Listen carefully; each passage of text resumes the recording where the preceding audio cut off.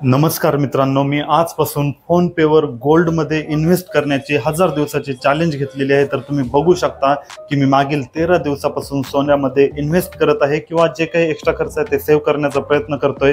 ही challenge मी 9 October 2025 पासून सुरू केलेली आहे आणि साधारणपणे 1000 दिवसासाठी चॅलेंज असणार आहे। ही चॅलेंज सुरू करून मला 13 दिवस झालेले आहेत। 13 दिवसात मी 715 रुपये सेव्ह केलेले आहेत। मी दिवसाला 55 रुपये सेव्ह करत राहतो आणि आतापर्यंत टोटल सेव्हिंग झालेली आहे 1059 रुपयाची। म्हणजेच मी अधूनमधून एक्स्ट्रा पण पैसे ऍड करत गेलेलो आहे। जसे एक्स्ट्रा असतील तसे मी ऍड करत जातो। तर आणि ही चॅलेंज मी 9 ऑक्टोबर 2025 ला सुरू केलेली आहे आणि ही चॅलेंज 11 ऑगस्ट 2028 पर्यंत चालणार आहे। म्हणजे सरासरी 1000 दिवसासाठी मी चॅलेंज घेतलेली आहे।